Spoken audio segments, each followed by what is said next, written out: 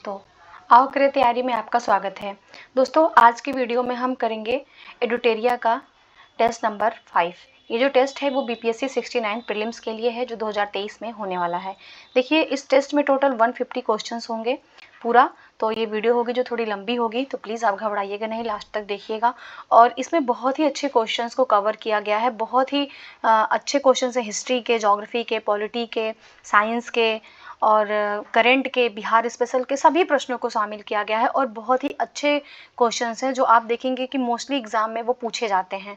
ऐसे प्रश्नों को जीएस में जो है कवर किया गया है। तो चलिए फिर हम प्रश्नों को देखना स्टार्ट करते हैं। दोस्तों, देखते हैं इसका question number first. Question number first है, दादा भाई नौरोजी ने किस वर्ष पहली बार भारतीय राष्ट्रीय कांग्रेस की अध्यक्षता की थी? तो दादा भाई नौरोजी ने जो भारतीय राष्ट्रीय कांग्रेस की अध्यक्षता की थी वो उन्होंने किया था 1886 में। सही जवाब इसका ए हो जाएगा, 1886। देखिए, जो कांग्रेस है, भारतीय राष्ट्रीय कांग्रेस है, इसकी स्थापना ही होती है 1885 में। और जो दादा भाई नौरोजी ने अध्यक्षता किया था, उन्होंने जो उसका सेकेंड अधिवेशन हुआ था उसमें इन्होंने अध्यक्षता किया था। और कहाँ पे किया था ये भी ध्यान रखिएगा, तो ये कलकत्ता में किया था। क्वेश्चन हम लोग देखते हैं question number second. Question number second है, किस वर्ष 1931 ईस्वी को सरदार पटेल की अध्यक्षता में हुए कांग्रेस के सम्मेलन में निम्न में से कौन सा प्रस्ताव पारित नहीं किया गया था? तो जो 1931 में जो कांग्रेस का सम्मेलन हुआ था वो कहाँ पे हुआ था, ये आपको पता होना चाहिए। तो ये हुआ था कराची में, ये ध्यान रखिएगा। ये कराची में सम्मेलन हुआ था 1931 में। और इसकी जो अध्यक्षता किए थे वो सरदार पटेल ने किया था। और इसमें बताना है कि कौन सा प्रस्ताव जो है पारित नहीं किया गया था। तो देखिए, इसमें जो है मौलिक अधिकारों का प्रस्ताव ये तो पारित किया गया था, आर्थिक नीति का प्रस्ताव ये भी पारित किया गया था, और गांधी इरविन समझौते का अनुमोदन भी इसी जो है सम्मेलन में किया गया था। तो तीनों ही सही हैं, लेकिन क्वेश्चन के हिसाब से इसका सही जवाब डी हो जाएगा, उपयुक्त में से कोई नहीं। अर्थात ये जो तीनों ही स्टेटमेंट हैं ये करेक्ट हैं। नेक्स्ट हम देखते हैं क्वेश्चन नंबर 3। निम्न में से कौन सा युग्म सही सुमेलित नहीं है? बताना है कौन सा युग्म जो है वो सही सुमेलित नहीं है। यहाँ पे कांग्रेस के अधिवेशन दिए गए हैं और उसकी विशेषताएं दी गई हैं। तो 1896 में जो कलकत्ता का अधिवेशन हुआ था वहां पे धन के निष्कासन का सिद्धांत दिया गया था, इसकी विशेषता है। और ये धन के निष्कासन का सिद्धांत किसने दिया था? तो आप ये भी ध्यान रखिएगा, ये दादा भाई नौरोजी ने दिया था। ये भी आप ध्यान रखिएगा, ये सिद्धांत जो है वो दादा भाई नौरोजी ने दिया था। और सेकंड है कि 1917 में जो कलकत्ता में अधिवेशन हुआ था, प्रथम भारतीय महिला अध्यक्ष। देखिए, ये गलत है, ये सही सुमेलित नहीं है। इसलिए क्योंकि जो 1917 में कलकत्ता में जो कांग्रेस का अधिवेशन हुआ था वहां पे प्रथम महिला अध्यक्ष थी, ना कि प्रथम भारतीय महिला अध्यक्ष थी, ये ध्यान रखिएगा। वहां पे जो प्रथम महिला अध्यक्ष थी वो एनी बेसेंट थी, ये भी आप ध्यान रखिएगा, एनी बेसेंट थी। जबकि ये जो प्रथम भारतीय महिला अध्यक्ष थी उन्होंने अध्यक्षता किया था 1925 के कानपुर अधिवेशन में, ये भी ध्यान रखिएगा, कानपुर अधिवेशन में अध्यक्षता किया था। और वो पहली महिला भारतीय कौन थी? तो वो सरोजनी नायडू थी, ये भी आप ध्यान रखिएगा, सरोजनी नायडू थी। और ये थर्ड जो 1938 में हरिपुरा में अधिवेशन हुआ था, इसमें राष्ट्रीय नियोजन समिति को गठन किया गया था, ये भी सही है। तो इस प्रकार जो क्वेश्चन के हिसाब से सही आंसर होगा वो बी हो जाएगा। चलिए नेक्स्ट क्वेश्चन हम लोग देखते हैं, क्वेश्चन नंबर 4। मॉन्टेग्यू की घोषणा को किसने सूर्य विहीन उषा काल की उपमा दी है? देखिए, जो मॉन्टेग्यू घोषणा पत्र है ये आपको ध्यान रखना है, ये आया था मॉन्टेग्यू घोषणा पत्र, ये 1917 में आया था। तो इसको किसने सूर्य विहीन उषा काल कहा है? तो इसको जो सूर्य विहीन उषा काल कहा है वो बाल गंगाधर तिलक ने कहा है। सही जवाब इसका ए हो जाएगा। देखिए, इसमें क्या हुआ था मॉन्टेग्यू घोषणा पत्र में कि जो भी ब्रिटिश संसद में भारतीयों को शासन में उत्तरदायित्व एवं आत्मनिर्णय का अधिकार देने के लिए इसमें बात किया गया था। इसमें कहा गया था कि जो भी भारतीय हैं उनको ब्रिटिश संसद में शासन के लिए उत्तरदायित्व संभालने और उनको आत्मनिर्णय लेने का अधिकार दिया जाएगा। इसी घोषणा को जो उदारवादी थे उन्होंने भारत का मैग्ना कार्टा कहा था, ये भी आप ध्यान रखिएगा। जो उदारवादी लोग थे वो लोग इसको भारत का मैग्ना कार्टा कहते थे, जबकि जो बाल गंगाधर तिलक थे उन्होंने इसे सूर्य विहीन उषा काल की संज्ञा दी थी। चलिए नेक्स्ट क्वेश्चन हम लोग देखते हैं, क्वेश्चन नंबर 5। भारत में 22 जून 1897 को पूना में सर्वप्रथम यूरोपियों की राजनीतिक हत्या किसके द्वारा की गई थी? तो देखिए, जो 22 जून 1897 में पूना में जो सर्वप्रथम यूरोपियों की राजनीतिक हत्या की गई थी वो चापेकर बंधुओं के द्वारा की गई थी। सही जवाब सी हो जाएगा, चापेकर बंधु। चापेकर बंधु में कौन थे? एक तो दामोदर चापेकर थे और बालकृष्ण चापेकर थे। इन लोगों ने क्या किया था कि पूना में एक समिति बनी थी जहाँ पे प्लेग समिति के जो प्रधान थे चार्ल्स रैंड एवं लेफ्टिनेंट आर्स्टस्ट, उनकी हत्या जो है कर दिया था इन्होंने, और वो जो हत्या थी वो प्रथम यूरोपीय राजनीतिक हत्या थी, आप ये ध्यान रखिएगा। नेक्स्ट क्वेश्चन देखते हैं, क्वेश्चन नंबर 6। जी सुब्रमण्यम के द्वारा निम्न में से किस अखबार का संपादन किया गया था? तो जी सुब्रमण्यम ने कौन से अखबार का संपादन किया था? तो इन्होंने द हिंदू और स्वदेश मित्रम दोनों का किया था। तो सही जवाब हो जाएगा डी, उपयुक्त में से एक से अधिक। जो बंगाली समाचार पत्र था, इसका जो संपादक थे वो सुरेंद्र नाथ बनर्जी थे, SN बनर्जी थे। नेक्स्ट क्वेश्चन देखते हैं, क्वेश्चन नंबर 7। 1878 में पारित वर्नाकुलर प्रेस एक्ट को किस वायसराय ने रद्द कर दिया था? तो 1878 में जो पारित था वर्नाकुलर प्रेस एक्ट, उसको रद्द किया था लॉर्ड रिपन ने। सही जवाब हो जाएगा लॉर्ड रिपन। जबकि ये वर्नाकुलर प्रेस एक्ट को लाया कौन था? तो वो लॉर्ड लिटन ने लाया था, ये ध्यान रखिएगा। नेक्स्ट क्वेश्चन देखते हैं हम लोग, क्वेश्चन नंबर 8। ब्रिटिश सरकार अब प्रशासन के रूसी जारशाही तरीके अपनाने लगी है, प्रेस का गला घोटने का नतीजा उसके लिए आत्मघाती साबित होगा। ये स्टेटमेंट किसने कहा था? तो जो स्टेटमेंट है वो दादा भाई नौरोजी का था। सही जवाब बी हो जाएगा, दादा भाई नौरोजी। नेक्स्ट क्वेश्चन देखते हैं हम लोग, नेक्स्ट है 9 number question. Guilty man of India's partition नामक पुस्तक के लेखक कौन थे? तो ये जो पुस्तक थी guilty man of India's partition, इसके जो लेखक थे वो राम मनोहर लोहिया थे। सही जवाब बी हो जाएगा। राम मनोहर लोहिया ही थे जो भारत छोड़ो आंदोलन के समय इन्होंने गुप्त रेडियो का संचालन किया था उषा मेहता के साथ मिलकर के। आप ये भी ध्यान रखिएगा, ये जो गुप्त रेडियो का इन्होंने संचालन किया था। नेक्स्ट क्वेश्चन देखते हैं, क्वेश्चन नंबर 10। इंडियन लीग की स्थापना किसके द्वारा की गई थी? इंडियन लीग की स्थापना जो है वो शिशिर कुमार घोष ने किया था। सही जवाब बी हो जाएगा। शिशिर कुमार घोष जो थे वो इंडियन लीग की स्थापना किए थे, और इनकी जो अमृत बाजार पत्रिका, ये भी आप ध्यान रखिएगा, अमृत बाजार पत्रिका, इसका भी इन्होंने जो है संपादन किया था। नेक्स्ट क्वेश्चन देखते हैं, क्वेश्चन नंबर 11। मद्रास महाजन सभा का गठन किस वर्ष किया गया था? तो ये जो मद्रास महाजन सभा का गठन किया गया था ये 1884 में किया गया था। सही जवाब सी हो जाएगा, 1884।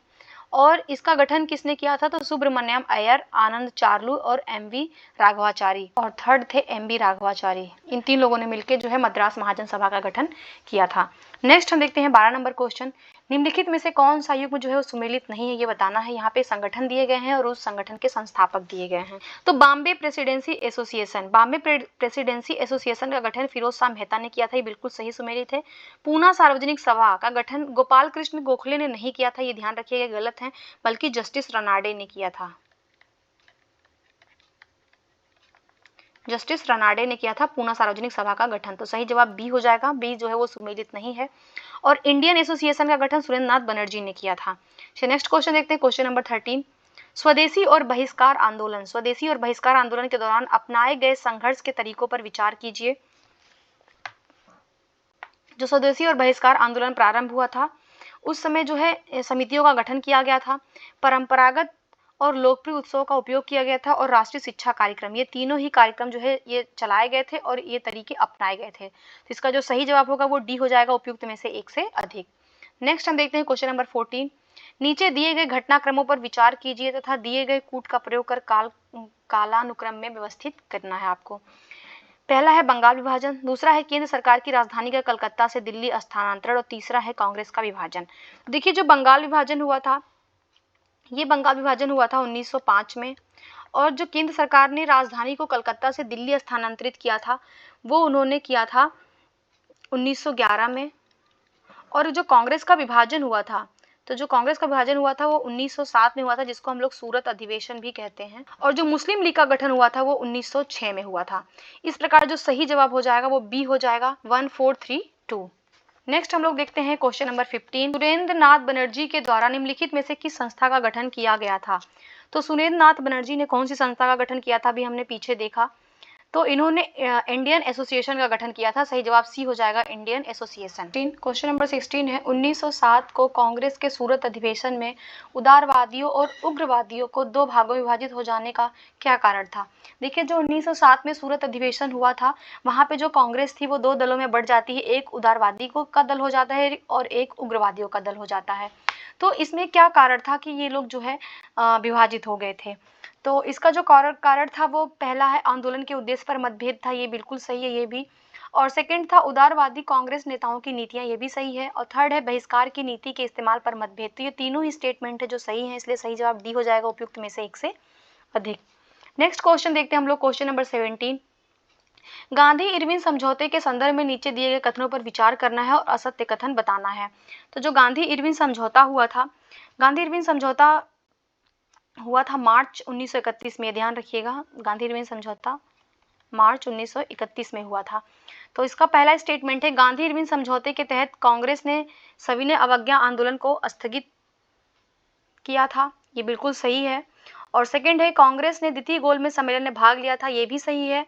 और थर्ड है, ब्रिटिश सरकार सविनय अवज्ञा आंदोलन के दौरान गिरफ्तार सभी कैदियों को रिहा करने को सहमत हो गई थी।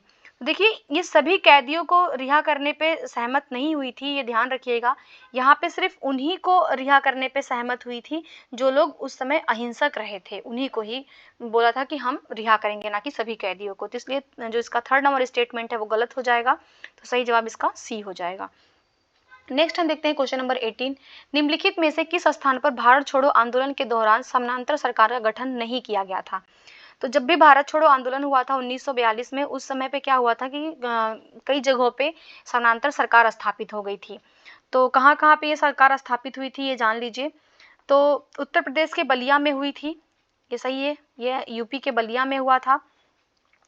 और तामलुक में भी, ये बंगाल के जो तामलुक था, वेस्ट बंगाल के जो है, बंगाल के तामलुक में सरकार स्थापित हुई थी। और महाराष्ट्र के सतारा में सरकार स्थापित हुई थी, झांसी में सरकार स्थापित नहीं हुई थी। इस प्रकार जो सही जवाब होगा वो केवल ए हो जाएगा, केवल 2 जो है वो सही नहीं है। नेक्स्ट हम देखते हैं क्वेश्चन नंबर 19। कैबिनेट मिशन 1946 के संबंध में नीचे दिए गए कथनों पर विचार करिए। ये कैबिनेट मिशन 1946 की बात कर रहा है, तो इसमें देखना है और सही कथन बताना है। तो पहला है कि इसे भारतीयों को सत्ता सौंपने की शर्तों के बारे में बातचीत करने के लिए भेजा गया था, ये बिल्कुल सही है। सेकंड है, इस मिशन ने भारत में 2 स्तरों वाली एक संघीय योजना का प्रस्ताव किया था, ये भी सही है। और थर्ड है, इसके आधार पर जवाहरलाल नेहरू के नेतृत्व में एक अंतरिम सरकार का गठन हुआ था। तो ये भी बात सही है, तीनों स्टेटमेंट सही है। इस प्रकार जो इसका सही जवाब होगा वो हो जाएगा उपयुक्त में से एक से अधिक। नेक्स्ट क्वेश्चन देखते हैं हम लोग, क्वेश्चन नंबर 20। आजाद हिंद फौज के निम्नलिखित में से किस अवसर पर लाल किला का मुकदमा नहीं चलाया गया था? तो आजाद हिंद फौज जो स्थापित हुई थी उसमें उसके संबंधित जो है लाल किला पे किसके लिए मुकदमा नहीं चलाया गया था, ये बताना है। तो जो मुकदमा नहीं चलाया गया था वो थे जनरल मोहन सिंह के लिए मुकदमा नहीं चला था, तो इसलिए सही जवाब इसका बी हो जाएगा, केवल एक। बाकी ये जो जनरल शाहनवाज थे, जनरल GS ढिल्लो जो थे, और जनरल प्रेम सहगल, इन तीनों के लिए जो है मुकदमा चलाया गया था। और इनके लिए जिन्होंने वकालत किया था वो थे कैलाश नाथ काटजू, ये भी ध्यान रखिएगा, क्वेश्चन में पूछता है। कैलाश नाथ काटजू, तेज बहादुर सप्रू,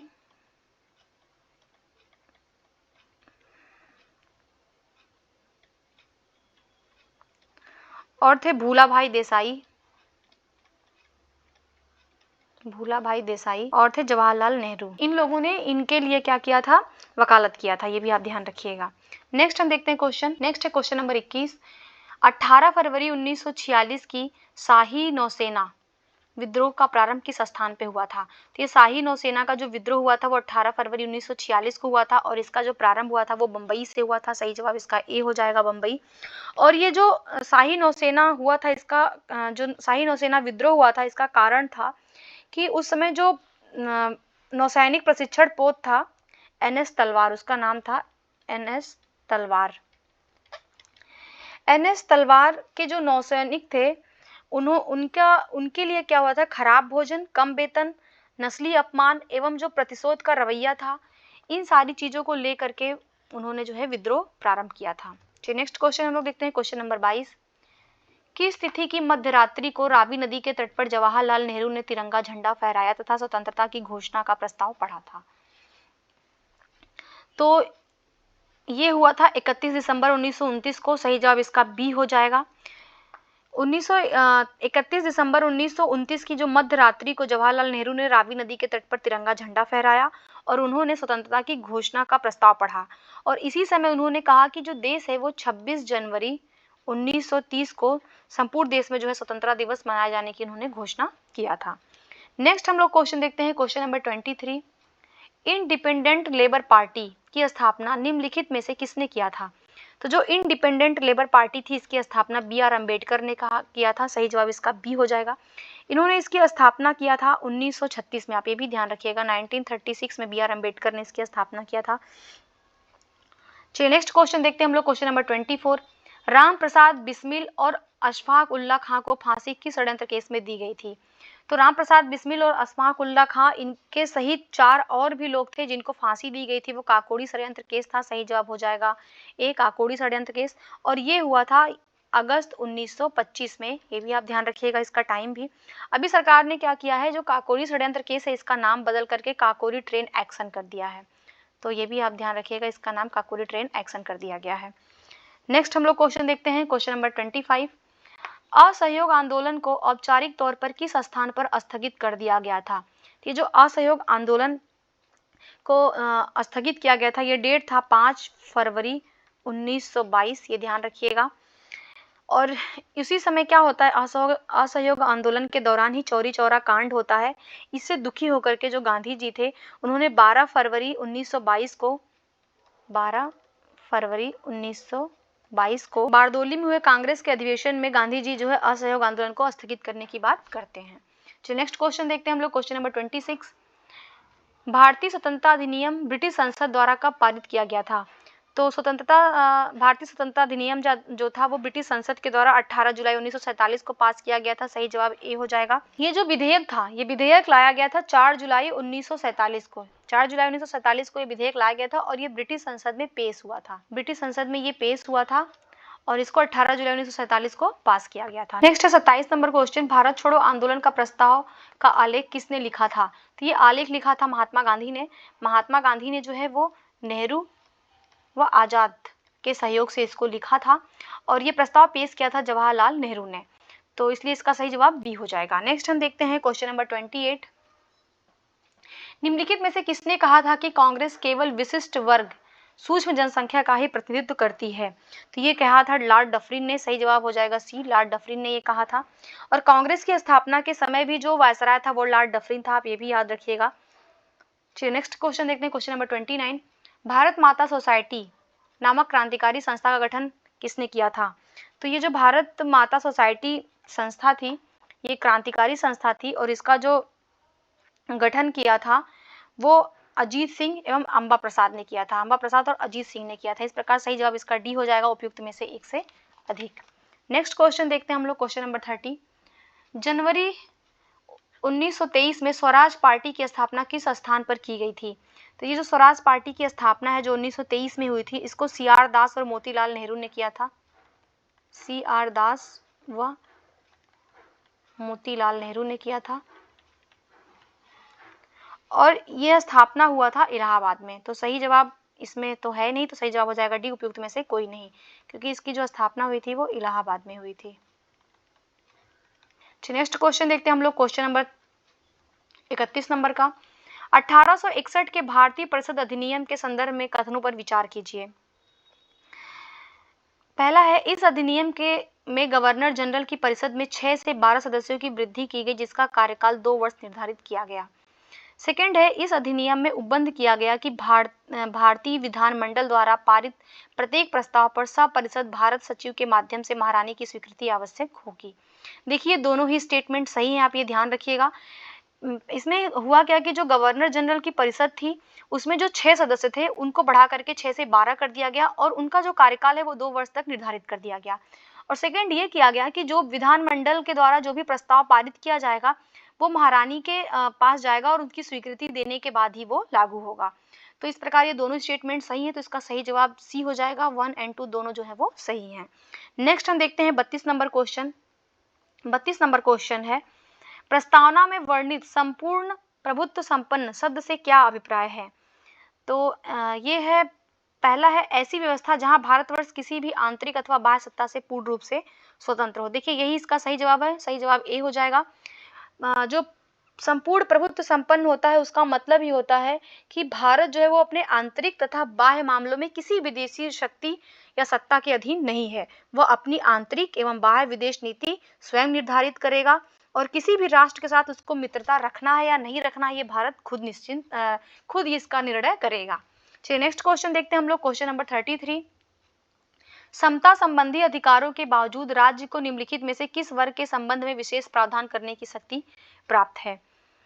तो पहला है महिलाओं के संबंध में, सेकंड है बच्चों के संबंध में, तीसरा है पिछड़ी जातियों के संबंध में।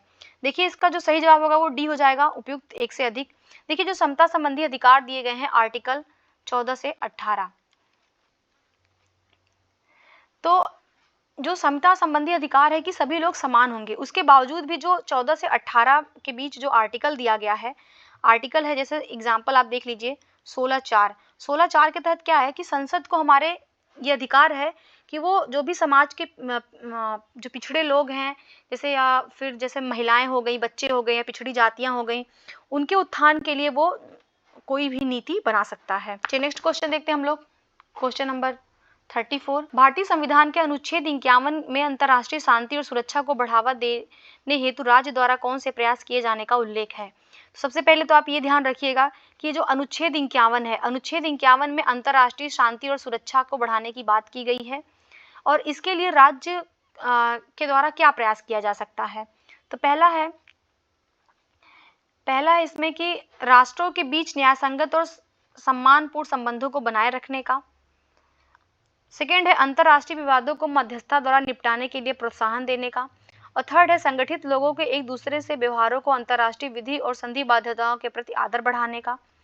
और डी है उपयुक्त में से एक से अधिक। तो इसका जो सही आंसर है वो डी हो जाएगा, उपयुक्त में से एक से अधिक, क्योंकि जो सभी स्टेटमेंट है ये सही है। नेक्स्ट क्वेश्चन हम लोग देखते हैं, क्वेश्चन नंबर 35। निम्नलिखित कथनों पर विचार कीजिए और असत्य कथन की पहचान करना है।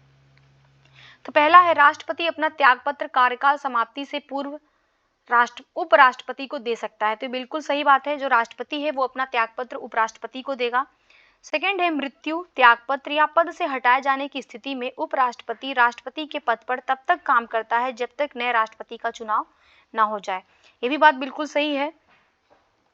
थर्ड है राष्ट्रपति का पद रिक्त होने के 3 माह की अवधि बीतने से पूर्व राष्ट्रपति का चुनाव हो जाना चाहिए। ये गलत है। देखिए अगर राष्ट्रपति का पद रिक्त है तो 3 माह नहीं बल्कि 6 माह की अवधि के बीच में क्या होना चाहिए, राष्ट्रपति का नया चुनाव हो जाएगा और जो नया राष्ट्रपति चयनित होकर के आएगा चुनाव में, वो अपने पूरे कार्यकाल अर्थात 5 वर्ष तक वो अपने पद पर बना रहेगा। इस प्रकार जो सही जवाब होगा वो सी हो जाएगा। नेक्स्ट हम देखते हैं क्वेश्चन नंबर 36। निम्नलिखित में से कौन राज्यसभा की शक्तियों में सम्मिलित नहीं है? तो राज्यसभा की शक्तियों के बारे में बताना है। पहला है यह सामान्य विधेयकों पर विचार कर उन्हें पारित करती है तथा धन विधेयकों में संशोधन का प्रस्तावित करती है। बिल्कुल बात सही है कि जो राज्यसभा है उसको लोकसभा के बराबर ही सामान्य विधेयकों पर अधिकार है, परंतु जो धन विधेयक है, धन विधेयक में लोकसभा को विशेष अधिकार है। राज्यसभा उसको सिर्फ 14 दिनों तक अपने पास रोक सकती है और उसमें सिर्फ वो संशोधन कर सकती है, थोड़ा संशोधन का प्रस्ताव कर सकती है। जरूरी नहीं है कि वो लोकसभा उन संशोधनों को माने। सेकेंड है कि यह संवैधानिक संशोधन को पारित करती है, ये भी बिल्कुल सही है। और थर्ड है यह उपराष्ट्रपति एवं राष्ट्रपति के चुनाव में भागीदारी करती है। तो ये तीनों ही स्टेटमेंट जो है वो सही है। इस प्रकार सही जवाब डी हो जाएगा, उपयुक्त में से कोई नहीं, अर्थात ये तीनों ही स्टेटमेंट क्या है, सही है। नेक्स्ट हम देखते हैं क्वेश्चन नंबर 37। क्वेश्चन नंबर 37 है संसद के सदस्य किसके माध्यम से कार्यपालिका के सदस्यों पर नियंत्रण रखते हैं? जो संसद के सदस्य हैं वो कार्यपालिका पर नियंत्रण किसके माध्यम से रखते हैं? तो वो प्रश्न पूछकर नियंत्रण रखते हैं, कार्य स्थगन प्रस्ताव लाकर करते हैं, ध्यान आकर्षण की सूचना देकर करते हैं और विभिन्न संसदीय समितियों के माध्यम से करते हैं। तो सभी सही है, इसलिए इसका सही जवाब डी हो जाएगा, उपयुक्त में से एक से अधिक। नेक्स्ट हम देखते हैं क्वेश्चन नंबर 38। लोकसभा में किसी विधेयक पर आम बहस निम्नलिखित में से किस स्तर पर होती है? तो लोकसभा में जो भी आम बहस की जाती है वो द्वितीय वाचन में की जाती है। सही जवाब सी हो जाएगा, द्वितीय वाचन में ही जो है वो आम बहस की अनुमति होती है। वाचन होता है वो संसद में 3 प्रकार का वाचन होता है। जो प्रथम वाचन होता है, प्रथम वाचन में क्या होता है कि किसी भी विधेयक को पुरस्थापित किया जाता है और उसके लिए सदन की अनुमति मांगी जाती है। द्वितीय वाचन में क्या होता है कि उसके लिए कई सारी अवस्थाएं होती हैं जिसमें जो है ये आम बहस या चर्चा होती है। थर्ड वाचन में, तृतीय वाचन में ये होता है, तृतीय वाचन में अंतिम स्वीकृति दे दी जाती है और विधेयक पर चर्चा होती है। चलिए नेक्स्ट क्वेश्चन हम लोग देखते हैं, क्वेश्चन नंबर 39। राज्य विधानमंडल की अंतिम बैठक और अगले सत्र की पहली बैठक के बीच कितने समय से अधिक नहीं होनी चाहिए। तो जो भी एक वर्ष में 2 बैठकों के बारे में पूछ रहा है, कितनी बैठक होनी चाहिए, तो 6 माह से ज्यादा का गैप नहीं होना चाहिए। सही जवाब बी हो जाएगा, अर्थात एक वर्ष में जो है वो 2 बैठकें होती हैं। नेक्स्ट हम क्वेश्चन देखते हैं, क्वेश्चन नंबर 40। संविधान की व्याख्या से संबंधित विवाद सर्वोच्च न्यायालय के पास लाए जा सकते हैं, और ये सर्वोच्च न्यायालय का कौन सा अधिकार होगा, तो इसको जो है वो अपीलीय क्षेत्राधिकार के अंतर्गत आता है। सही जवाब बी हो जाएगा, अपीलीय क्षेत्राधिकार। नेक्स्ट हम देखते हैं क्वेश्चन नंबर 41 नंबर का, सूची 1 को सूची 2 से सुमेल करना है। तो केंद्रीय सूची के अंतर्गत क्या आता है, तो केंद्रीय सूची के अंतर्गत बंदरगाह आएगा। राज्य सूची के अंतर्गत जो है वो जेल खाना आता है, और समवर्ती सूची में सामानों में मिलावट आता है, और अवशिष्ट विषय जो होते हैं जैसे साइबर कानून हो गया, ये अवशिष्ट विषय के अंतर्गत आता है। इस प्रकार जो इसका सही जवाब होगा वो ए हो जाएगा। नेक्स्ट क्वेश्चन देखते हैं हम लोग, क्वेश्चन नंबर 42। ग्राम सभा के कार्यों के संदर्भ में निम्नलिखित कथनों पर विचार करें। तो ग्राम सभा के संदर्भ में बताना है। ग्राम सभा की बात कहाँ पे की गई है, तो आप ये भी ध्यान रखिएगा, आर्टिकल 40। आर्टिकल 40 जो है पंचायतों की बात करता है। तो पहला है कि यह ग्राम पंचायत को मनमाने ढंग से काम करने के लिए रोक सकती है, बिल्कुल सही है। और सेकंड है कि इसके साथ ही पैसों का दुरुपयोग एवं कोई गलत काम न हो, इसकी निगरानी करना भी ग्राम सभा का कार्य है। तो देखिए दोनों ही स्टेटमेंट जो है वो सही है, इस प्रकार सही जवाब सी हो जाएगा। 1 और 2 जो है दोनों करेक्ट हैं। नेक्स्ट क्वेश्चन देखते हैं हम लोग, 43 नंबर क्वेश्चन। निम्नलिखित कथनों पर विचार करके बताना है कौन सा कथन जो है वो सत्य है। तो भारत में महानगर योजना समिति के बारे में पूछा है। तो महानगर योजना समिति क्या है कि भारतीय संविधान के प्रावधानों के अंतर्गत ये गठित की जाती है, ये बिल्कुल सही है। महानगर क्षेत्र की घोषणा राज्यपाल द्वारा की जाती है, तो बिल्कुल बात सही है कि जो भी महानगर क्षेत्र की घोषणा की जाएगी वो राज्यपाल के द्वारा ही की जाएगी। और थर्ड है इसमें कि महानगर योजना समिति संबंधित महानगर क्षेत्र के लिए विकास योजना तैयार करती है, ये भी बात बिल्कुल सही है। और फोर्थ है कि उस महानगरीय क्षेत्र में सरकार की प्रायोजित योजनाओं को लागू करने का पूर्ण दायित्व पूरा करती है, तो ये भी सही है। चारों स्टेटमेंट इसके सही हैं। इस प्रकार जो इसका सही जवाब होगा, सही जवाब इसका हो जाएगा उपयुक्त में से एक से अधिक, डी। नेक्स्ट हम देखते हैं क्वेश्चन नंबर 44। क्वेश्चन नंबर 44 है वित्त आयोग के कार्य। वित्त आयोग की बात कर रहा है, तो आप ये भी ध्यान रखिए पहली चीज, तो वित्त आयोग संविधान के कौन से आर्टिकल में है, तो आर्टिकल 280 जो है वित्त आयोग की बात करता है। तो पहला है कि भारत की संचित निधि से धन निकालने की अनुमति देगा, बिल्कुल गलत है। संचित निधि से धन निकालने की अनुमति वित्त आयोग नहीं देता है बल्कि संसद देता है, ये ध्यान रखिएगा, इसलिए पहला गलत हो जाएगा। सेकंड है प्राप्त करों के भागों को राज्यों के बीच बांटता है, ये बिल्कुल सही है। थर्ड है सहायता अनुदान के लिए राज्यों के आवेदन पर विचार करता है, ये भी सही है। और फोर्थ है संघ तथा राज्य सरकारें बजट के प्रावधानों के अनुसार करों की उगाही कर रही है या नहीं, इसकी देखरेख करना और उसकी रिपोर्ट देना, बिल्कुल गलत है, ये काम वित्त आयोग का नहीं है। तो इस प्रकार पहला और फोर्थ गलत हो गए, तो सही हो गए 2 और 3, तो सही जवाब हो जाएगा बी, 2 और 3 जो है वो सही है। नेक्स्ट हम लोग क्वेश्चन देखते हैं, क्वेश्चन नंबर 45। निम्न संविधान संशोधन में से एक के द्वारा पहली बार संविधान में दल बदल विरोधी प्रावधान किया गया था।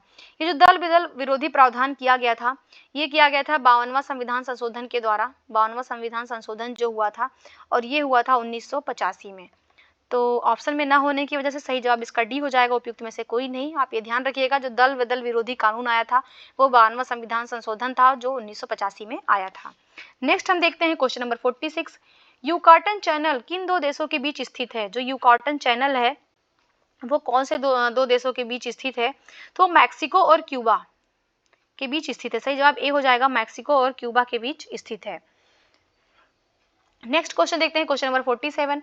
निम्नलिखित में दक्षिण अमेरिका का कौन सा देश प्रशांत महासागर व अटलांटिक महासागर दोनों से सीमा बनाता है। तो दक्षिण अमेरिका का देश है, उसका नाम है कोलंबिया। कोलंबिया जो देश है वो प्रशांत महासागर से भी अपनी सीमा साझा करता है और अटलांटिक महासागर से, इसलिए सही जवाब इसका ए हो जाएगा, कोलंबिया।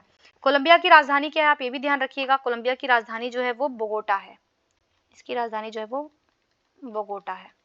नेक्स्ट क्वेश्चन हम लोग देखते हैं, क्वेश्चन नंबर 48। ब्लू नील और व्हाइट नील नदी आपस में कहाँ पे मिलती हैं? ये जो ब्लू नील और व्हाइट नील जो नदी हैं ये दोनों आपस में खार्तूम में मिलती हैं। सही जवाब इसका ए हो जाएगा। देखिए जो ब्लू नील नदी है, ये भी जान लीजिए, जो ब्लू नील नदी है वो इथोपिया में ताना झील से निकलती है, ये ताना झील से निकलती है। और जो व्हाइट नील है ये युगांडा के विक्टोरिया झील से निकलती है, ये विक्टोरिया झील से निकलती है। और दोनों आपस में बहते हुए जब आगे चलती हैं तो खार्तूम में, जो खार्तूम कहाँ पे है ये भी ध्यान रखिएगा, खार्तूम जो है वो सूडान में है। यहाँ पे आने के बाद से ये ब्लू नील से मिलती हैं और फिर आगे जो है वो नील नदी बन करके आगे ये बढ़ती हैं। और ये जो गिरती है ये भी ध्यान रखिएगा, ये भूमध्य सागर में गिरती है, ये भी ध्यान रखिएगा। जो नील नदी है वो गिरती कहाँ पे? तो भूमध्य सागर में गिरती है। नेक्स्ट हम लोग देखते हैं क्वेश्चन नंबर 49। विश्व का सबसे बड़ा बालू निर्मित मरुभूमि क्षेत्र रब अल खाली मरुस्थल किस देश में है? तो जो रब अल खाली मरुस्थल है ये सऊदी अरब, ओमान और यमन, ये तीनों देशों के बीच में स्थित है। इसकी सीमा कुछ, अरे जो रब अल खाली है तीनों देशों में इसका थोड़ा थोड़ा भाग पड़ता है, इसलिए इसका जो सही जवाब होगा वो डी हो जाएगा, उपयुक्त में से एक से अधिक। नेक्स्ट हम क्वेश्चन देखते हैं क्वेश्चन नंबर 50। क्षेत्रफल के दृष्टिकोण से नीचे दिए गए द्वीपों में कौन सा जो है सबसे बड़ा है? जो सबसे बड़ा द्वीप है वो न्यू गिनी है। सही जवाब इसका ए हो जाएगा, न्यू गिनी द्वीप जो है वो सबसे बड़ा है। न्यू गिनी द्वीप जो है वो ऑस्ट्रेलिया के उत्तर में स्थित है, ये भी आप ध्यान रखिएगा, ये ऑस्ट्रेलिया में स्थित है। नेक्स्ट क्वेश्चन देखते हैं क्वेश्चन नंबर 51। क्राकाटोआ ज्वालामुखी किस देश में स्थित है? जो क्राकाटोआ ज्वालामुखी है वो इंडोनेशिया में स्थित है। सही जवाब इसका बी हो जाएगा, इंडोनेशिया। ये जो क्राकाटोआ ज्वालामुखी ये सुमात्रा और जावा के मध्य जो सुंडा द्वीप है उसी के पास स्थित है। चलिए नेक्स्ट क्वेश्चन ले देखते हैं हम लोग क्वेश्चन नंबर 52। काराकोरम दर्रा, उमलिंगला, चांगला, थांगला, खारदुंगला और जोजिला किस राज्य या केंद्र शासित प्रदेश में स्थित है? तो जितने भी दर्रे दिए गए हैं ये लद्दाख में स्थित हैं। सही जवाब इसका सी हो जाएगा, लद्दाख। नेक्स्ट क्वेश्चन देखते हैं हम लोग क्वेश्चन नंबर 53। पचमलाई पर्वत और जवादी पर्वत भारत के किस राज्य में स्थित हैं? तो जो पचमलाई पर्वत और जो जवादी पर्वत हैं ये तमिलनाडु राज्य में स्थित हैं। सही जवाब इसका ए हो जाएगा, तमिलनाडु राज्य। नेक्स्ट क्वेश्चन देखते हैं हम लोग क्वेश्चन नंबर 54। अंडमान और निकोबार द्वीप समूह का सर्वोच्च शिखर जो सैंडल पीक वो कहाँ पर है? तो सैंडल पीक जो है वो अंडमान और निकोबार द्वीप समूह का सर्वोच्च शिखर है और ये जो स्थित है ये उत्तरी अंडमान में स्थित है। सही जवाब इसका ए हो जाएगा, उत्तरी अंडमान में स्थित है। नेक्स्ट क्वेश्चन देखते हैं हम लोग क्वेश्चन नंबर 55। एशिया में स्थित निम्नलिखित जो देश है उनको उत्तर से दक्षिण के क्रम में सजाना है, उत्तर से दक्षिण के क्रम में देशों को सजाना है। सबसे उत्तर में म्यांमार हो जाएगा, उसके बाद से थाईलैंड हो जाएगा, उसके बाद से कंबोडिया हो जाएगा, फिर आएगा मलेशिया। तो इस प्रकार जो सही जवाब होगा वो बी हो जाएगा। नेक्स्ट क्वेश्चन देखते हैं हम लोग क्वेश्चन नंबर 56। भारत वन स्थिति रिपोर्ट 2021 के अनुसार बिहार में कुल भौगोलिक क्षेत्रफल का कितना प्रतिशत वनावरण है? तो अभी जो भारत वन स्थिति रिपोर्ट है 2021 उसके अनुसार जो बिहार में वनावरण क्षेत्र है वो टोटल है 7.84%। सही जवाब सी हो जाएगा, 7.84%। और ये जो क्षेत्र है वो है 7,380.79 किलोमीटर। नेक्स्ट क्वेश्चन हम लोग देखते हैं क्वेश्चन नंबर 57। भारत वन स्थिति रिपोर्ट 2021 के अनुसार बिहार में वृक्षावरण का क्षेत्र कितना है? अभी हमने यहाँ पे वनावरण का क्षेत्र देखा था, अब हम वृक्षावरण का क्षेत्र देख रहे हैं। तो टोटल जो वृक्षावरण का क्षेत्र है वो 2341 है, जो कि ऑप्शन में नहीं दिया गया है, इसलिए सही जवाब इसका डी हो जाएगा, उपयुक्त में से कोई नहीं। आप ये ध्यान रखिएगा, ये है 2341 किलोमीटर।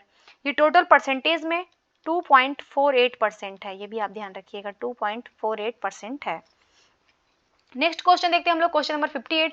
निम्नलिखित में से किस सागर की तटरेखा नहीं है? कौन सा सागर है जिसकी तटरेखा नहीं है? तो सारगेसो सागर। सही जवाब बी हो जाएगा, सारगेसो सागर की कोई तटरेखा नहीं है, क्योंकि जो सारगेसो सागर है ये उत्तरी अटलांटिक महासागर के मध्य का एक क्षेत्र है, ये भी ध्यान रखिएगा। ये जो नॉर्थ अटलांटिक है उसके मध्य का एक क्षेत्र है और ये शांत जल का क्षेत्र है जहाँ पे समुद्री शैवाल पाए जाते हैं, उसी को सारगेसो सागर कहा जाता है। नेक्स्ट क्वेश्चन देखते हैं क्वेश्चन नंबर 59। बिहार बजट 2023-24 के अनुसार मुख्यमंत्री महिला उद्यमी योजना के तहत वित्त वर्ष 23-24 के लिए कितनी धनराशि आवंटन हुआ है? तो ये जो बिहार में मुख्यमंत्री महिला उद्यमी योजना चल रही है, जो अभी बिहार बजट 2023-24 में इसका उल्लेख किया गया है, इसके लिए जो राशि आवंटित की गई है वो 250 करोड़ रुपए की गई है। सही जवाब सी हो जाएगा, 250 करोड़ रुपए।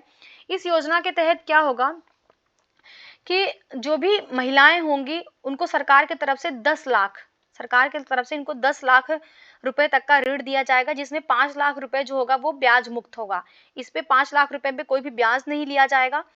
और बाकी जो 7 वर्ष और ये जो ऋण पैसे जो उनको वापस चुकाना होगा वो 7 वर्षों में चुकाना होगा, और वो 84 जो है उनको समान किस्तें मिलेंगी, उसमें वो अदा कर सकते हैं। और बाकी जो 5 लाख रुपए है वो उनको प्रोत्साहन के स्वरूप या सब्सिडी के स्वरूप उनको दिया जा रहा है। तो बाकी चुकाना कितना हुआ, सिर्फ 5 लाख रुपए ही उनको चुकाना हुआ। इसको भी चुकाने के लिए 7 वर्ष का टाइम दिया गया है, जिसमें 84 समान किस्तें हैं। नेक्स्ट हम देखते हैं क्वेश्चन नंबर 60। बिहार बजट 2023-24 के अनुसार सर्वाधिक खर्च निम्नलिखित में से किस विभाग पर किया गया है। अभी जो बिहार बजट आया है उसके अनुसार जो सर्वाधिक खर्च किया गया है वो शिक्षा पे किया गया है। सही जवाब इसका एक हो जाएगा, शिक्षा पे किया गया है। शिक्षा पे टोटल जो है वो 22,200.35 जो है करोड़ रुपए खर्च किए गए हैं। नेक्स्ट क्वेश्चन देखते हैं हम लोग, क्वेश्चन नंबर 61 नंबर क्वेश्चन है, बिहार बजट 23-24 के अनुसार अनुमानित राजकोषीय घाटा जीएसडीपी का कितना प्रतिशत है। तो जो बिहार का राजकोषीय घाटा है वो उसके जीएसडीपी का 2.98% है। सही जवाब बी हो जाएगा, 2.98% है। नेक्स्ट क्वेश्चन देखते हैं हम लोग, क्वेश्चन नंबर 62। बिहार बजट 23-24 के अनुसार कुल अनुमानित व्यय कितना है। तो टोटल जो अनुमानित व्यय है वो है 2,61,885.4 करोड़ रुपए। सही जवाब सी हो जाएगा। नेक्स्ट क्वेश्चन देखते हैं हम लोग, क्वेश्चन नंबर 63। बिहार बजट 2023-24 में वाटर हार्वेस्टिंग सिस्टम लगाने वालों को होल्डिंग टैक्स में कितने % की छूट का प्रावधान है। तो इस बजट में जो भी वाटर हार्वेस्टिंग सिस्टम अपने घर पे लगाएगा उसको होल्डिंग टैक्स में छूट दी जाएगी, और ये जो छूट की सीमा है वो 5% है। सही जवाब इसका ए हो जाएगा, 5%। नेक्स्ट क्वेश्चन देखते हैं हम लोग, क्वेश्चन नंबर 64। बिहार बजट 2023-24 के अनुसार राज्य के कुल कितने अस्पतालों को मॉडल अस्पतालों के रूप में बनाया जाएगा। तो 2023-24 में जो बात की गई है बजट में कि राज्य के जो टोटल 21 अस्पताल होंगे, 21 अस्पतालों को जो है वो मॉडल अस्पताल के रूप में बनाया जाएगा। कि जो 9 जिले हैं तो 9 जिलों में क्या होगा कि मेडिकल कॉलेज की स्थापना की जाएगी, ये भी ध्यान रखिएगा। 9 जिलों में जो है मेडिकल कॉलेज बनाया जाएगा। नेक्स्ट क्वेश्चन देखते हैं हम लोग, क्वेश्चन नंबर 65। बिहार आर्थिक सर्वेक्षण 2022-23 के अनुसार सकल राज्यगत मूल्यवर्धन में सेवा क्षेत्र का योगदान कितना है। तो जो सेवा क्षेत्र का योगदान है वो 60.7% है। सही जवाब इसका ए हो जाएगा। और ये जो तीनों क्षेत्र हैं उसमें ये सर्वाधिक है सेवा क्षेत्र में। जो प्राथमिक क्षेत्र में योगदान है वो भी ध्यान रखिएगा, वो 21.2% है, और जो सेकेंडरी क्षेत्र है उसमें जो योगदान है वो 18.1% है। नेक्स्ट हम लोग देखते हैं क्वेश्चन नंबर 66। बिहार आर्थिक सर्वेक्षण 22-23 के अनुसार 21-22 में प्रति व्यक्ति निवल राज्य घरेलू उत्पाद कितनी रही है। तो जो निवल राज्य घरेलू उत्पाद रहा है वो 30,779 रुपए रहा है। सही जवाब इसका बी हो जाएगा, 30,779 रुपए रहा है। नेक्स्ट देखते हैं क्वेश्चन नंबर 67। बिहार आर्थिक सर्वेक्षण 2022-23 के अनुसार 21-22 में बिहार सरकार के कुल देनदारी में कितना प्रतिशत लोक ऋण का रहा है। तो जो भी देनदारी है उसमें जो लोक ऋण का परसेंटेज रहा है वो 81.1% रहा है। सही जवाब इसका बी हो जाएगा। नेक्स्ट हम लोग क्वेश्चन देखते हैं 68 नंबर क्वेश्चन। जैविक कॉरिडोर योजना के संदर्भ में कौन सा कथन जो है वो सही नहीं है, ये बताना है। योजना है ये, इस योजना के अंतर्गत जो भी कृषि में जैविक उत्पादन है उसको बढ़ाने के लिए बिहार सरकार के द्वारा इसको प्रारंभ किया गया है। इसके अंतर्गत क्या होगा कि जो भी गंगा किनारे वाले जिले हैं उसके अंतर्गत टोटल 13 जिले जो है वो शामिल हैं, और इसका जो क्रियान्वयन है वो 19-20 में किया जा रहा है। आप ये भी ध्यान रखिएगा। तो जो पहला है कि इसके अंतर्गत गंगा किनारे वाले जिले हैं, बिल्कुल सही बात है। इसका जो क्रियान्वयन है वो 19-20 से किया जा रहा है, ये भी सही है। और इसे बिहार के कुल 11 जिले, ये गलत है, 11 जिले नहीं बल्कि ये 13 जिलों में लागू किया जा रहा है। इस प्रकार जो सही जवाब होगा वो सी हो जाएगा।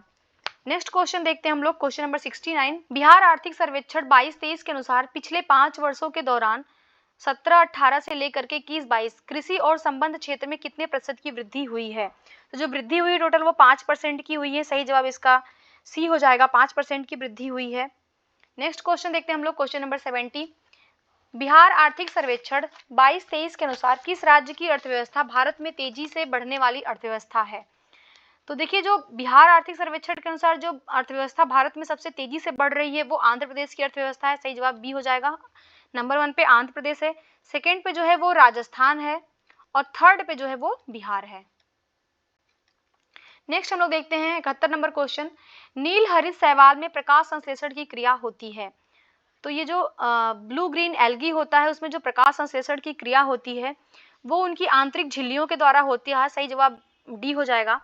ये जो नील हरित शैवाल होते हैं ये इनमें जो कोशिका पाई जाती है वो प्रोकैरियोटिक कोशिका होती है और ये मोनेरा जगत से संबंधित होता है। आप ये भी ध्यान रखिएगा, मोनेरा जगत के अंतर्गत ये आते हैं।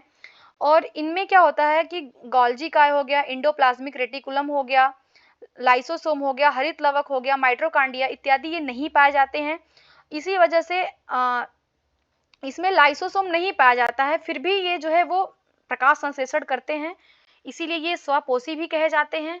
और इसमें जो प्रकाश संश्लेषण होता है वो आंतरिक झिल्लियों के द्वारा होता है। नेक्स्ट क्वेश्चन देखते हैं, क्वेश्चन नंबर 72 नंबर क्वेश्चन है, मृतोपजीवी कवक है। मृतोपजीवी जो कवक है वो मोरचेला है। सही जवाब सी हो जाएगा। मोरचेला जो है वो मृतोपजीवी कवक है। कवक क्या होता है? कवक ये भी जान लीजिए, जो कवक होता है ये हरित लवक रहित होता है एवं संवहन ऊतक रहित होता है। इसमें पर्ण हरित जो है वो इसमें नहीं होता है, इसके कारण जो है वो कवक अपना भोजन स्वयं नहीं बना पाते हैं। ट्रॉफिक होता है क्योंकि ये अपने भोजन के लिए दूसरे पर जो है वो निर्भर रहते हैं। कवक जो होते हैं वो 3 प्रकार के होते हैं। एक सहजीवी होता है, एक जो है वो सहजीवी होता है, एक जो है वो परजीवी होता है और एक जो होता है वो मृतोपजीवी होता है। देखिए, जो सहजीवी कवक होता है ये एक दूसरे के साथ साथ उगते हैं। ये कवक जो होते हैं वो ये दूसरे पौधे के साथ उगते हैं और एक दूसरे को ये लाभ पहुंचाते हैं। जैसे इसका एग्जाम्पल है लाइकेन। लाइकेन जो है वो सहजीवी कवक है। परजीवी जो कवक होता है ये अपने भोजन जो है वो जंतुओं और पौधों के जीवित ऊतकों से प्राप्त करते हैं, इसलिए ये हमेशा जो है वो हानिकारक होते हैं। इसका एग्जाम्पल है आस्टिलागो और पिक्सीनिया। और मृतोपजीवी जो कवक होता है ये अपना भोजन सदैव सड़े गले जो पदार्थ होते हैं उनसे प्राप्त करता है और इसके जो एग्जाम्पल है वो मोरचेला हो गया, पेनिसिलियम हो गया और राइजोपस हो गया। चलिए नेक्स्ट क्वेश्चन देखते हैं हम लोग, क्वेश्चन नंबर 73। सूची 1 को सूची 2 से सुमेलित करना और सही उत्तर का चुनाव करना है। तो सुंदरी जो है वो इसका जो सुमेल होगा वो न्यू मेटाफोर से होगा। न्यू मेटाफोर क्या है? ये राइजोफोरा हो गया, सुंदरी हो गया, ये इत्यादि जैसे जो दलदली स्थानों पर ये उगते हैं और इनके जो भूमिगत मुख्य जड़ें से एक विशेष प्रकार की जड़ें निकलती हैं। इनकी जो जड़ें होती है उसमें एक विशेष प्रकार की जड़ें निकलती हैं जिसे जो है न्यूमेटाफोर कहते हैं। इसके ऊपर जो है अनेक छोटे छोटे छिद्र होते हैं। तो सुंदरी क्या हो गया? ये एक प्रकार के जो दलदली स्थानों पे उगता है, इसी में एक प्रकार की जड़ होती है जो है न्यूमेटाफोर। अमरबेल जो है, अमरबेल ये आएगा चूसड़ मूल के अंतर्गत। इसमें क्या होता है कि ये एक प्रकार की अपस्थानिक जड़ें कुछ परजीवी पौधे में विकसित होती हैं जो पोषक पौधों के ऊतकों में प्रवेश कर भोज्य पदार्थ का अवशोषण करती हैं। मतलब ये दूसरे में ही अपने जो भी इसके जड़ें होती हैं इसको घुसा करके भोजन को जो है वो अवशोषण करती हैं। इसके अंतर्गत जैसे अमरबेल आ जाता है और चंदन आ जाता है। सिंघाड़ा जो है ये स्वांगीकारक मूल के अंतर्गत आएगा। इसमें क्या होता है कि इस प्रकार की जो अपस्थानिक जड़ें होती हैं वो तने के आधार से निकल कर फैल जाती हैं और ये हरी, लंबी एवं बेलनाकार होती हैं। इनमें हरित लवक भी पाया जाता है जिस कारण ये प्रकाश संश्लेषण स्वयं करती हैं। इसमें जैसे सिंघाड़ा हो गया। प्याज जो है वो भूमिगत तना के अंतर्गत आता है। ये पौधे का वह भाग होता है जो भूमि के अंदर पाया जाता है और इसी को जो है भूमिगत तना कहा जाता है। तो इस प्रकार जो इसका जो सही जवाब होगा वो बी हो जाएगा। नेक्स्ट क्वेश्चन देखते हैं हम लोग, क्वेश्चन नंबर 74। पादप मृदुतक परेंकमा के संबंध में कथनों पर विचार करना है। तो यह एपिडर्मिस के रूप में पौधे का संरक्षण करता है, बिल्कुल सही है। सेकेंड है यह पौधे में उत्सर्जित पदार्थ जैसे गोंद, रेजिन, टेनिन आदि को भी संचित करता है, सही है। यह पौधे को यांत्रिक सहारा प्रदान करता है। ये गलत है, पौधे को जो है यांत्रिक सहारा ये परेकंपा नहीं प्रदान करता है, बल्कि कोलेंकंपा जो होता है,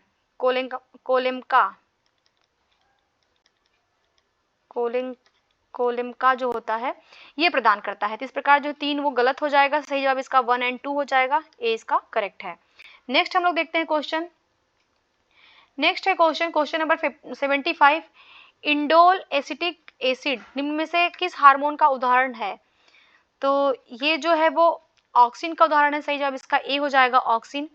ऑक्सिन क्या करता है कि ये हार्मोन पदार्थ जो ऑक्सिन हार्मोन होता है ये कोशिका दीर्घन द्वारा स्तंभ या तने की वृद्धि में सहायक होता है। तो ये जो है वो तने की जो वृद्धि होती है उसमें सहायक होता है ये।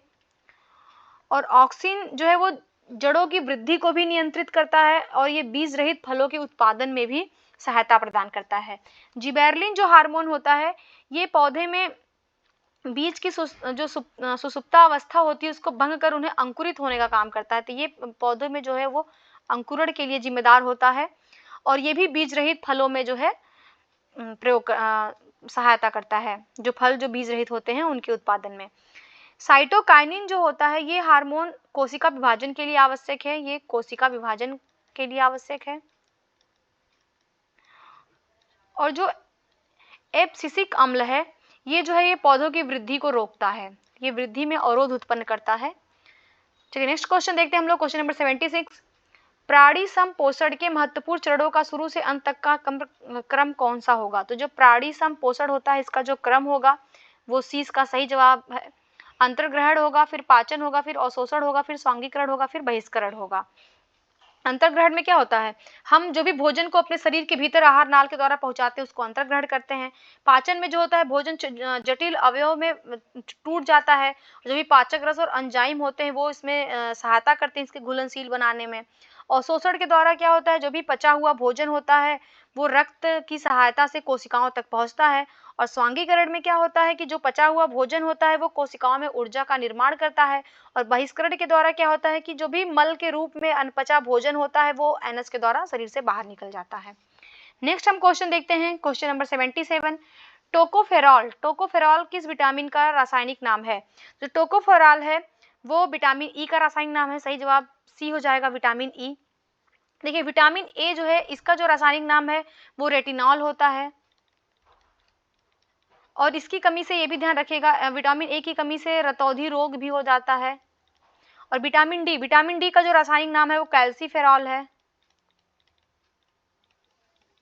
और इसकी कमी से जो है वो नपुंसकता का रोग हो जाता है। नेक्स्ट हम लोग क्वेश्चन देखते हैं, क्वेश्चन नंबर 78, मानव शरीर के किस पाचक रस को पूर्ण पाचक रस कहा जाता है? तो जो पूर्ण पाचक रस कहा जाता है वो अग्न्याशयी रस को कहा जाता है, सही जवाब बी हो जाएगा।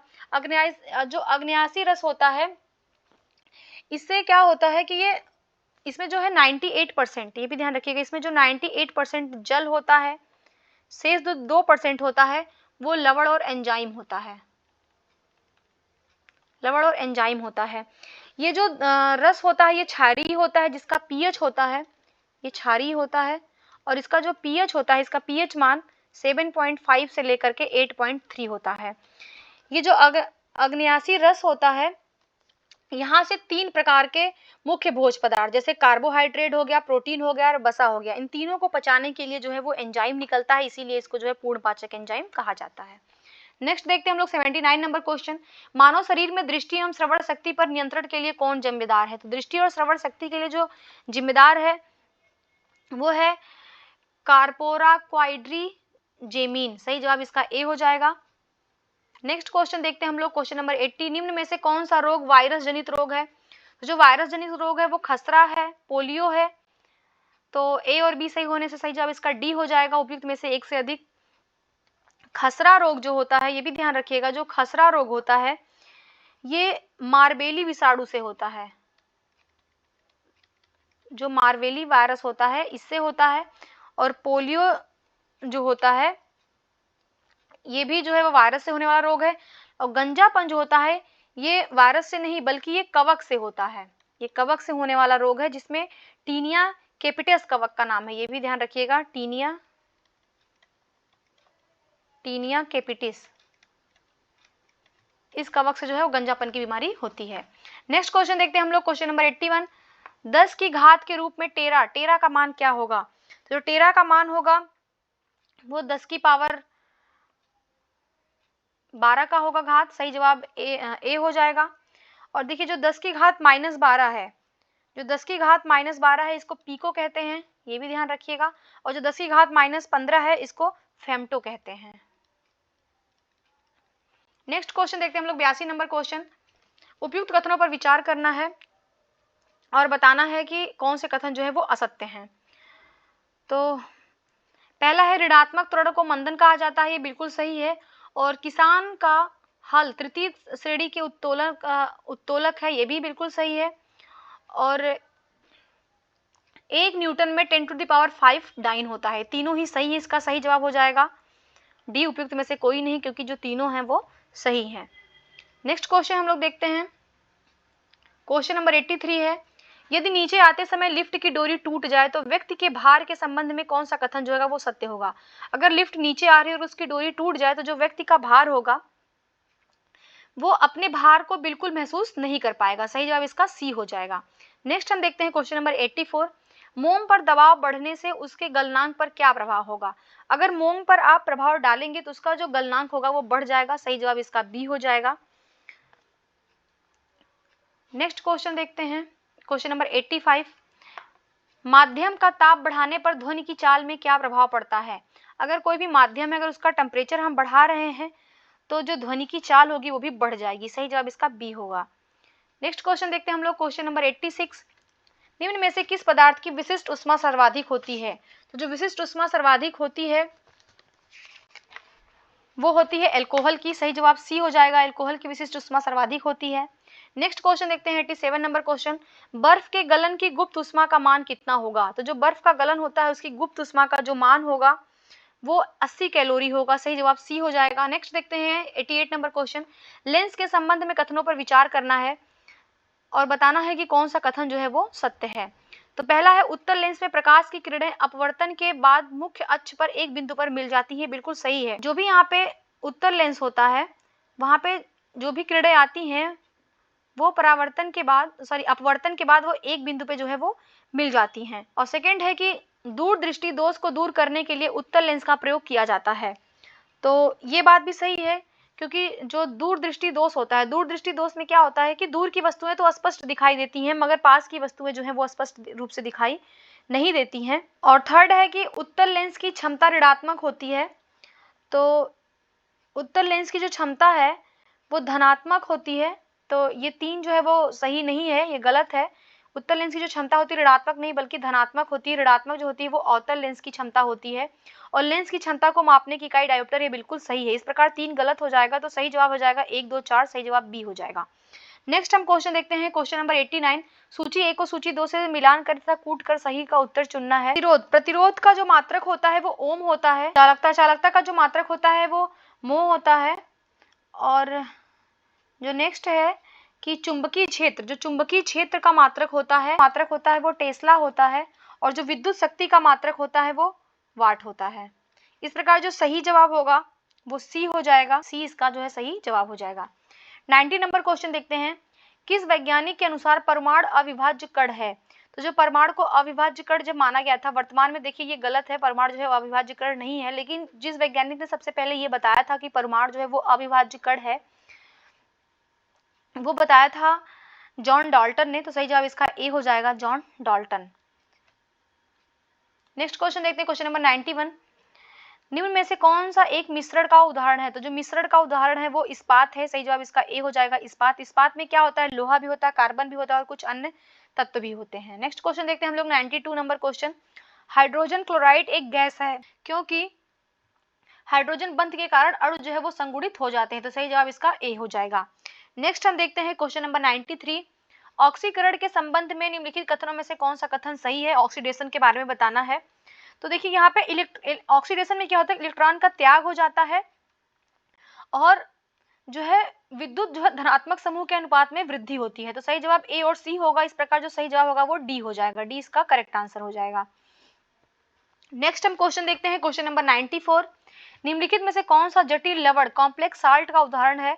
तो देखिए कॉम्प्लेक्स साल्ट का उदाहरण तो ये तीनों ही हैं। पहला है जो है ए, इसका जो नाम है वो है पोटेशियम फेरोसाइनाइड, यहाँ पे मैं लिख दे रही हूँ पोटेशियम फेरोसाइनाइड। और जो सेकंड है ये है पोटेशियम मर्क्यूरिक आयोडाइड। थर्ड है जो वो है डाइएनिमो सिल्वर क्लोराइड। तो ये तीनों जो हैं वो जटिल रबड़ के उदाहरण, इसलिए इसका सही जवाब डी हो जाएगा, उपयुक्त में से एक से अधिक। नेक्स्ट क्वेश्चन देखते हैं हम लोग 95 नंबर क्वेश्चन। उत्प्रेरक के संबंध में कौन सा कथन सत्य है ये बताना है। तो उत्प्रेरक, यह प्रतिक्रिया का दर जो है उत्प्रेरक वो बढ़ा देता है और यह सक्रिय ऊर्जा बढ़ाता है, ये गलत है, सक्रिय ऊर्जा को नहीं बढ़ाता है। थर्ड है यह क्रिया की जो है ऊर्जा को, सक्रिय ऊर्जा की जो सक्रिय जो ऊर्जा होती है उसको घटाता है, ये बात बिल्कुल सही है। और यह प्रतिक्रिया में खर्च होता है, तो ये प्रतिक्रिया में खर्च नहीं होता है, तो इसका सही जवाब 1 और 3 हो जाएगा। इस प्रकार सी इसका करेक्ट जवाब हो जाएगा। नेक्स्ट क्वेश्चन देखते हैं हम लोग, क्वेश्चन नंबर 96।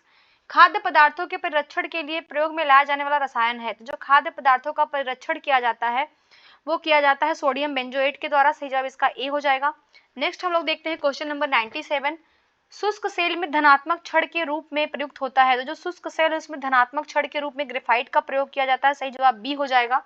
नेक्स्ट हम देखते हैं 98 नंबर क्वेश्चन। नौसादर और नमक की मिश्रण को किस विधि के द्वारा पृथक किया जाता है। अगर नौसादर और नमक का मिश्रण हो गया है तो उसको पृथक करने की जो विधि है ऊर्ध्वापातन या सब्लिमेशन कहते हैं, सही जवाब इसका बी हो जाएगा। इसमें क्या होता है कि कोई भी जो ठोस पदार्थ होता है वो सीधे गैस में परिवर्तित हो जाता है। तो जैसे आपका आयोडीन हो गया, अमोनियम क्लोराइड हो गया, नेफ्थलीन हो गया, कपूर हो गया इत्यादि जो है वो ऊर्ध्वपातन विधि के द्वारा अलग किया जाता है। नेक्स्ट देखते हैं 99 नंबर क्वेश्चन। निम्न में से कौन सी धातु अम्ल से हाइड्रोजन गैस विस्थापित करती है।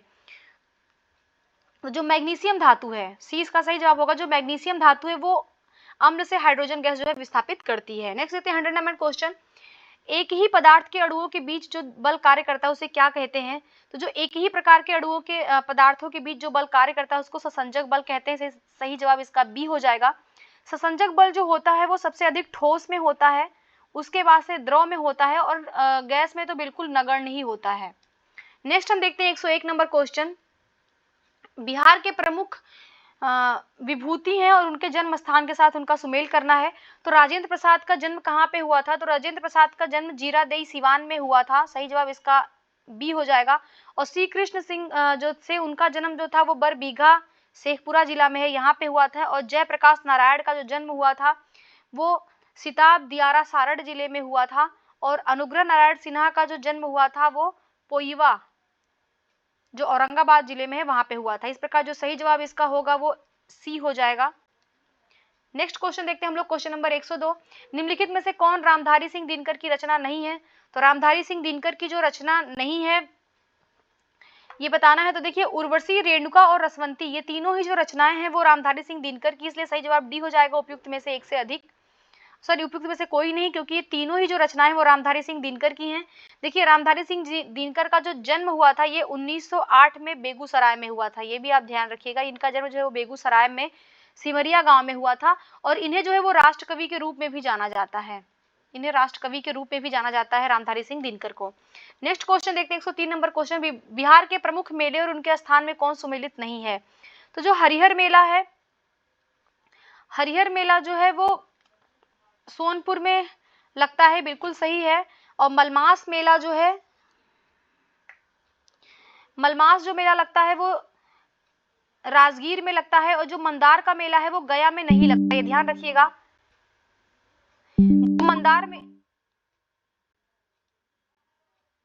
जो मंदार मेला है वो गया में नहीं लगता है, बल्कि मंदार मेला बांका जिले में लगता है, ये ध्यान रखिएगा, ये बांका जिले में लगता है। इस प्रकार जो है सी इसका सुमेल सही नहीं है। नेक्स्ट क्वेश्चन देखते हैं हम लोग, क्वेश्चन नंबर 104। निम्नलिखित में से कौन सही सुमेलित है बताना है। यहाँ पे पर्यटन स्थल है और उनका जिला है केसरिया स्तूप। केसरिया स्तूप जो है वो मुजफ्फरपुर जिले में नहीं है, बल्कि ये पूर्वी चंपारण में है,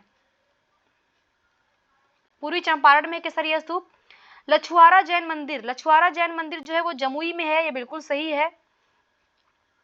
और गुरु नानक कुंड जो है वो राजगीर में। इस प्रकार सही जवाब डी हो जाएगा, उपयुक्त में से एक से अधिक। 105 नंबर क्वेश्चन देखते हैं। 105 नंबर क्वेश्चन है, निम्नलिखित में से कौन सा शहर बूढ़ी गंडक नदी के किनारे स्थित नहीं है। तो जो बूढ़ी गंडक नदी है उसके किनारे जो शहर स्थित नहीं है वो है दरभंगा। दरभंगा जो है वो बूढ़ी गंडक के किनारे ना होकर के ये बागमती नदी के किनारे है। बागमती नदी के किनारे स्थित है। जबकि ये मुजफ्फरपुर, खगड़िया और समस्तीपुर, ये जो जिले हैं ये बूढ़ी गंडक के किनारे स्थित है। इस प्रकार जो सही जवाब होगा वो सी हो जाएगा। नेक्स्ट देखते हैं 106 नंबर क्वेश्चन, भीम बांध वन्यजीव अभ्यारण्य किस जिले में है? भीम बांध जो वन्यजीव अभ्यारण्य है वो मुंगेर जिले में है। सही जवाब सी हो जाएगा। नेक्स्ट देखते हैं 7 नंबर क्वेश्चन, बिहार की कुल जनसंख्या जनगणना 2011 के अनुसार कितनी है? तो जो बिहार की टोटल जनसंख्या है 2011 के अनुसार वो है 10,40,99,452। सही जवाब इसका ए हो जाएगा। नेक्स्ट हम देखते हैं 108 नंबर क्वेश्चन, असत्य कथन को चुनना है। बिहार की जो साक्षरता दर है वो 61.8% है, ये बिल्कुल सही है। और बिहार की जो पुरुष साक्षरता दर है वो 71.2% है, ये भी सही है। और बिहार की जो महिला साक्षरता दर है वो 51.2% नहीं है, बल्कि वो 51.5% है, ये ध्यान रखिएगा। तो इस प्रकार जो सही जवाब होगा वो सी हो जाएगा। और देखिए जो सर्वाधिक साक्षरता वाला जिला है बिहार का वो है रोहतास, और जो सबसे कम साक्षरता है वो पूर्णिया जिले की है। और जो सबसे सर्वाधिक पुरुष साक्षरता वाला जिला है वो भी रोहतास है, और जो सर्वाधिक साक्षरता वाला जो जिला है महिला के लिए वो भी रोहतास है। चलिए नेक्स्ट क्वेश्चन देखते हैं 109 नंबर क्वेश्चन, 2011 की जनगणना के अनुसार बिहार का जन घनत्व कितना है? तो जो बिहार का जन घनत्व है वो 1106 किलोमीटर है, जो कि ऑप्शन में नहीं दिया गया। इस प्रकार सही जवाब इसका डी हो जाएगा, उपयुक्त में से कोई नहीं। देखिए 1106 किलोमीटर जो है वो बिहार का जो है वो जन घनत्व है, और ये भारत का सर्वाधिक जन घनत्व वाला राज्य है, ये भी आप ध्यान रखिएगा। भारत का जन घनत्व कितना है ये भी आपको ध्यान रखना है। तो जो भारत का है वो 382 पर किलोमीटर स्क्वायर है। नेक्स्ट हम देखते हैं 110 नंबर क्वेश्चन, बिहार में सर्वाधिक अनुसूचित जनजाति प्रतिशत वाला जिला है। जो अनुसूचित जनजाति जो एसटी है वो सर्वाधिक परसेंट वाला जो जिला है वो पश्चिमी चंपारण है। सही जवाब सी हो जाएगा। पश्चिमी चंपारण में जो है टोटल बिहार में जो है वो टोटल 1.3% जो है वो एसटी है, और जो एससी पाए जाते हैं वो भी ध्यान रखिएगा वो 15.9% है। चलिए नेक्स्ट क्वेश्चन देखते हैं, क्वेश्चन नंबर 111, निम्नलिखित में से कौन सा कथन असत्य है? असत्य कथन हमें बताना है यहाँ पे। तो भारत को संयुक्त राष्ट्र सांख्यिकी आयोग का सदस्य चुना गया है, ये बिल्कुल सही है। अभी भारत जो है वो संयुक्त राष्ट्र जो सांख्यिकी आयोग है संयुक्त राष्ट्र का, उसका जो है भारत अभी सदस्य बना है। भारत को 4 साल के लिए कार्यकाल के लिए संयुक्त में सांख्यिकी निकाय के लिए चुना गया है, ये भी बात सही है। और एक सदस्य के रूप में भारत ने अपना कार्यकाल जो है वो 1 जुलाई 2023 से शुरू होगा, तो ये गलत है। इसका 1 जुलाई नहीं बल्कि ये 1 जनवरी 2024 से इसका कार्यकाल प्रारंभ होगा, ये ध्यान रखिएगा। तो इस प्रकार जो है असत्य कथन सी हो जाएगा। नेक्स्ट हम क्वेश्चन देखते हैं, क्वेश्चन नंबर 112, आईसीसी के 2 पूर्ण सदस्य टीमों के बीच पुरुषों के अंतर्राष्ट्रीय मैच में न्यूजीलैंड की महिला अंपायर है वो ऑन फील्ड अंपायर के रूप में भी सेवा देने वाली पहली महिला अंपायर बन गई हैं। तो वो कौन है? तो वो किम कॉटन है। सही जवाब इसका ए हो जाएगा। नेक्स्ट 113 नंबर क्वेश्चन देखते हैं, भारत की जो राष्ट्रपति है द्रौपदी मुर्मू, इन्होंने 7 अप्रैल 2023 को किस राष्ट्रीय उद्यान में गज उत्सव 2023 का उद्घाटन किया है? तो अभी गज उत्सव का उद्घाटन किया गया है, ये हाथियों के संरक्षण के लिए प्रारंभ किया गया है, और ये प्रारंभ किया गया है राष्ट्रपति द्रौपदी मुर्मू ने इसका उद्घाटन किया है, और किया है काजीरंगा राष्ट्रीय उद्यान में। सही जवाब सी हो जाएगा, काजीरंगा राष्ट्रीय उद्यान। ये कौन से राज्य में है? तो ये असम में है, ये भी ध्यान रखिएगा।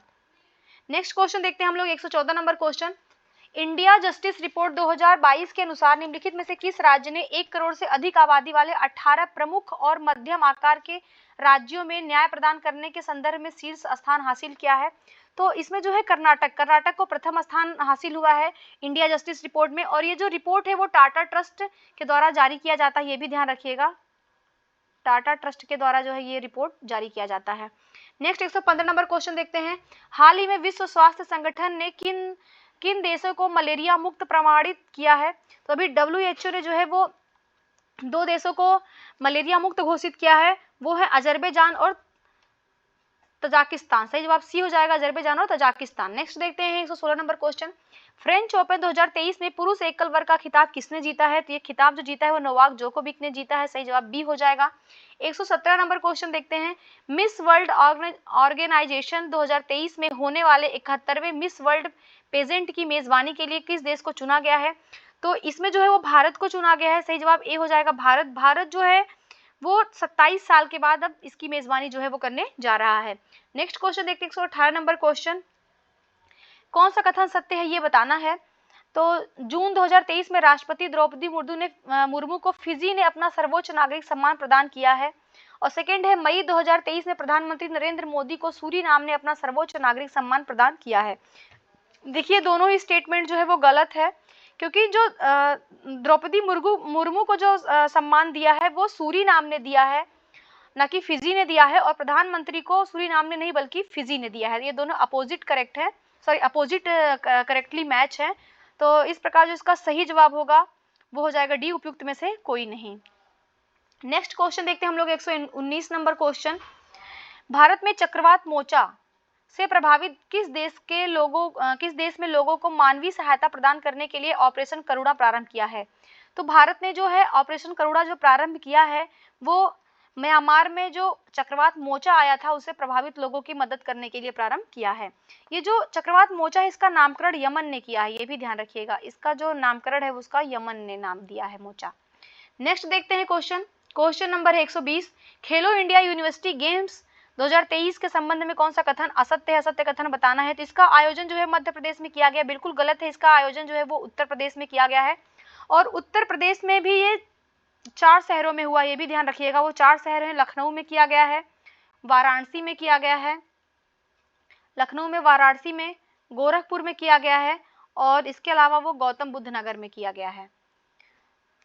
और सेकंड है पंजाब यूनिवर्सिटी ने पदक तालिका में शीर्ष स्थान प्राप्त किया है। तो ये बिल्कुल सही है। जो पंजाब यूनिवर्सिटी है इसने तो टोटल 26 गोल्ड जीता, और 17 जो है वो सिल्वर जीता, और 26 जो है इसने ब्रॉन्ज जीता है। इस प्रकार ये सर्वाधिक पदक हासिल किया है। और जो खेलो इंडिया यूनिवर्सिटी गेम 2023 का शुभंकर था वो जीतू नाम का एक बारहसिंगा था, उसका नाम रखा गया था। तो ये भी सही है। तो इस प्रकार जो इसका सही जवाब होगा वो केवल एक जो है वो असत्य कथन है। नेक्स्ट क्वेश्चन देखते हैं क्वेश्चन नंबर 121, हाल ही में संपन्न हुए आईपीएल 2023 के संबंध में कौन सा कथन असत्य है बताना है। तो आईपीएल के संबंध में बताना है। तो यह खिताब चेन्नई सुपर किंग्स ने गुजरात टाइटंस को हराकर अपने नाम किया है, बिल्कुल सही है। और चेन्नई जो सुपर किंग्स है वो इस बार 5वीं बार चैंपियन बनी है, ये भी सही है। और जो इसका फाइनल मुकाबला हुआ है वो गुजरात में नरेंद्र मोदी स्टेडियम में खेला गया। ये तीनों ही स्टेटमेंट जो है वो सही है। इस प्रकार जो सही जवाब होगा वो डी हो जाएगा, उपयुक्त में से कोई नहीं। 122 नंबर क्वेश्चन देखते हैं, हाल ही में किस मंत्रालय द्वारा एक learning management information system limbs तथा सक्षम लॉन्च किया गया है। ये 2 एप्लीकेशन लॉन्च किए गए हैं, इसको लॉन्च किया है स्वास्थ्य मंत्रालय ने, सही जवाब बी हो जाएगा। 123 नंबर क्वेश्चन देखते हैं, हाल ही में किस खिलाड़ी ने Laureus world sports man of the year 2023 award जीता है। तो ये अवार्ड जो जीता है वो लियोनेल मेसी ने जीता है, सही जवाब सी हो जाएगा। नेक्स्ट हम देखते हैं क्वेश्चन नंबर 124, मई 2023 में दक्षिण पूर्व एशियाई देशों का जो संगठन है आसियान, इसका 42वां शिखर सम्मेलन किस देश में आयोजित किया गया है। तभी जो इसका शिखर सम्मेलन हुआ है वो इंडोनेशिया में हुआ है, सही जवाब ए हो जाएगा, इंडोनेशिया में हुआ है। और इसका जो थीम था वो था ASEAN affairs epicentre for growth. तो और इसकी जो अध्यक्षता किया है वो भी इंडोनेशिया के जो राष्ट्रपति थे जोको विडोडो, उन्होंने इसकी अध्यक्षता किया है। और इस सम्मेलन का जो उद्देश्य है वो सदस्य देशों के बीच राजनीतिक स्थिरता व सहयोग को बढ़ावा देना है। चलिए नेक्स्ट क्वेश्चन देखते हैं 125 नंबर क्वेश्चन, भारत का पहला केबल स्टे रेल ब्रिज इसको अंजी खड्ड में जो हुआ है हाल ही में किस राज्य केंद्र शासित प्रदेश में बनकर तैयार हुआ है। तो ये जो केबल स्टे रेल ब्रिज है ये जो बनकर के तैयार हुआ ये जम्मू कश्मीर में हुआ है, सही जवाब इसका ए हो जाएगा, जम्मू कश्मीर। 126 नंबर क्वेश्चन देखते हैं, 26 अप्रैल 2023 को तिब्बती आध्यात्मिक गुरु दलाई लामा को 64 साल बाद व्यक्तिगत रूप से रेमन मैग्सेसे पुरस्कार से सम्मानित किया गया है। उन्हें किस वर्ष रेमन मैग्सेसे पुरस्कार दिया गया है। तो वो कौन से वर्ष का जो पुरस्कार है वो उनको अभी हाल ही में जो दलाई लामा को दिया गया है। तो वो जो पुरस्कार था वो 1959 का था, सही जवाब बी हो जाएगा। जो 1959 का रेमन मैग्सेसे पुरस्कार था वो अभी जो है वो दलाई लामा को दिया गया है। नेक्स्ट हम देखते हैं question number 127, smoke and ashes नामक पुस्तक किसके द्वारा लिखी गई है जो 15 जुलाई 2023 को रिलीज की जाएगी। तो ये पुस्तक अमिताभ घोष के द्वारा लिखी गई है, सही जवाब सी हो जाएगा। नेक्स्ट क्वेश्चन देखते हैं, हाल ही में माना को भारत का पहला गांव घोषित किया गया है, किस राज्य में है? तो जो माना को ये भारत का पहला गांव घोषित किया गया और ये एक अंतिम गांव है, तो ये उत्तराखंड राज्य में है। सही जवाब इसका बी हो जाएगा। 128 नंबर क्वेश्चन देखते हैं, वित्त वर्ष 2022-23 में भारत का सबसे बड़ा व्यापारिक भागीदार देश कौन सा था? तो जो सबसे बड़ा व्यापारी भागीदार था वो अमेरिका था। सही जवाब ए हो जाएगा। 129 नंबर क्वेश्चन देखते हैं, ओरियन अभ्यास 2023 से संबंधित निम्नलिखित कथनों पर विचार करना है। तो ये जो ओरियन अभ्यास है, ये इस अभ्यास का जो आयोजन है वो फ्रांस में किया गया है और भारत ने भी इस युद्ध अभ्यास में हिस्सा लिया था। ये बिल्कुल सही है। और यह एक बहुपक्षीय थल सेना अभ्यास है, तो ये गलत है, ये थल सेना नहीं बल्कि ये वायु सेना अभ्यास है, ये ध्यान रखिएगा। इस प्रकार जो है तीसरा नंबर स्टेटमेंट गलत हो जाएगा, 1 और 2 सही होगा, तो सही जवाब सी हो जाएगा।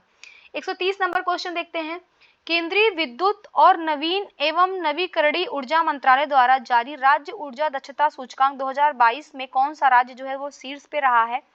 तो इसमें जो है वो आंध्र प्रदेश शीर्ष पे रहा है। सही जवाब ए हो जाएगा। 131 नंबर क्वेश्चन देखते हैं, किस राज्य में मिर्चा चावल को जीआई टैग प्रदान किया गया है? तो जो मिर्चा चावल को जीआई टैग प्रदान किया गया है ये बिहार राज्य का है और ये पश्चिमी चंपारण में पाया जाने वाला है, ये भी ध्यान रखिएगा। पश्चिमी चंपारण में मिर्चा चावल पाया जाता है, जिससे भी हाल ही में जीआई टैग दिया गया है। नेक्स्ट देखते हैं 132 नंबर क्वेश्चन, निम्नलिखित में से किस भारतीय अमेरिकी सांख्यिकीविद को अंतरराष्ट्रीय सांख्यिकी पुरस्कार 2023 से सम्मानित किया गया है? तो ये दिया गया है CR राव को। सही जवाब हो जाएगा सी, CR राव को जो ये पुरस्कार प्रदान किया गया है। 133 नंबर क्वेश्चन देखते हैं, 10 अप्रैल 2023 को विदेश मंत्री एस जयशंकर ने किस देश की अपनी यात्रा के दौरान वाराणसी की तुलसी घाट जीर्णोद्धार परियोजना शुभारंभ किया है? तो तुलसी घाट जीर्णोद्धार परियोजना है, इसका शुभारंभ जो है ये विदेश मंत्री जयशंकर ने अपनी युगांडा यात्रा के दौरान प्रारंभ किया है, तो सही जवाब इसका सी हो जाएगा, युगांडा। नेक्स्ट क्वेश्चन देखते हैं हम, क्वेश्चन नंबर 134, हाल ही में आयोजित आईसीसी विश्व टेस्ट चैंपियनशिप 2023 का खिताब किस देश ने जीता है? ये जो खिताब जीता है वो ऑस्ट्रेलिया ने जीता है। सही जवाब बी हो जाएगा। नेक्स्ट क्वेश्चन देखते हैं हम लोग, क्वेश्चन नंबर 135, नए संसद भवन में संबंधित कथनों पर विचार करके बताना है जो है कौन सा कथन है वो सही नहीं है। तो इसका देखिए जो डिजाइन है वो डॉक्टर विमल पटेल ने तैयार किया, ये बिल्कुल सही है। और सेंट्रल विस्टा प्रोजेक्ट के अंतर्गत इसका निर्माण जो है वो टाटा प्रोजेक्ट लिमिटेड के द्वारा किया गया, ये भी सही है।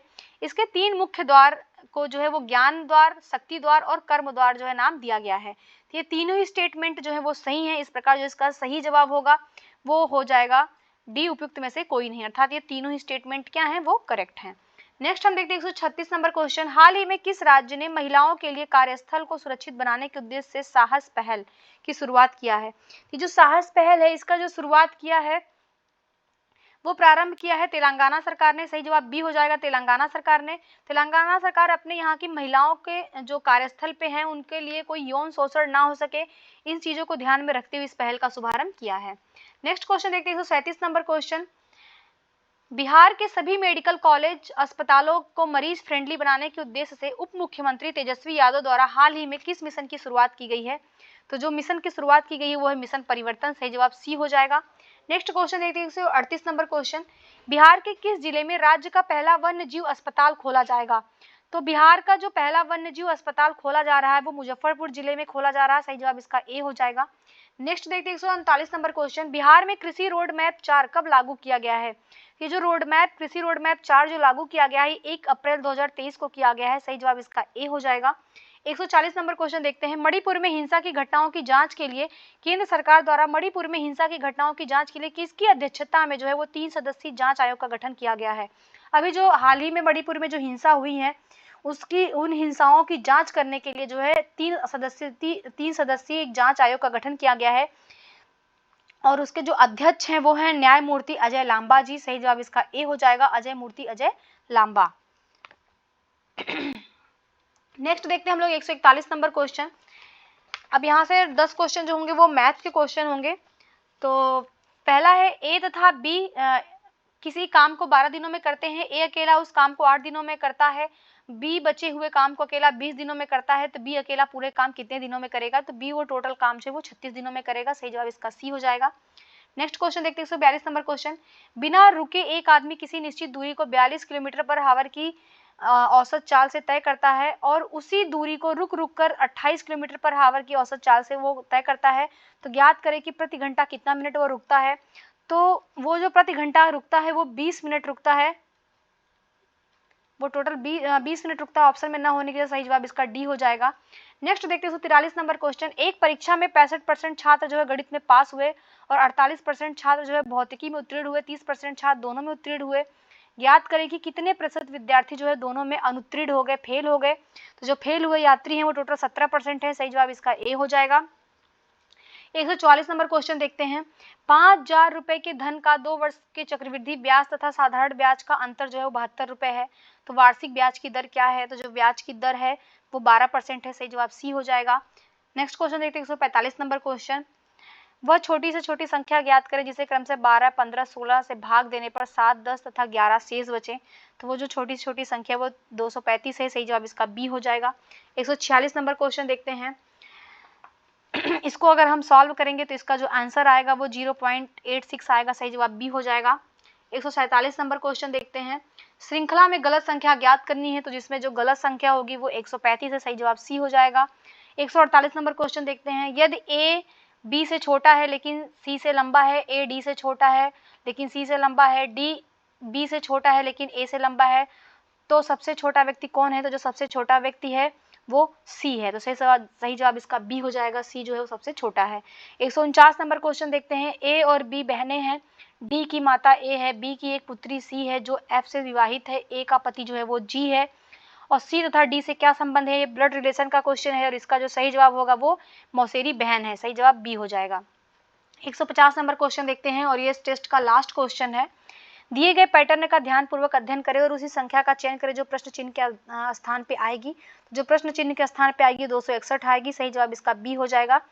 तो ये हमारे टोटल 150 क्वेश्चन जो है वो कंप्लीट हुए। टेस्ट नंबर 5 को हमने कंप्लीट किया। अपने मिलेंगे नेक्स्ट वीडियो में टेस्ट नंबर 6 के साथ। अगर आपको वीडियोस हमारी अच्छी लग रही है तो प्लीज़ आप मेरे वीडियोस को लाइक करिए, मेरे चैनल को सब्सक्राइब करिए, अपने फ्रेंड्स में शेयर करिए। देखने के लिए आप लोगों का बहुत बहुत धन्यवाद।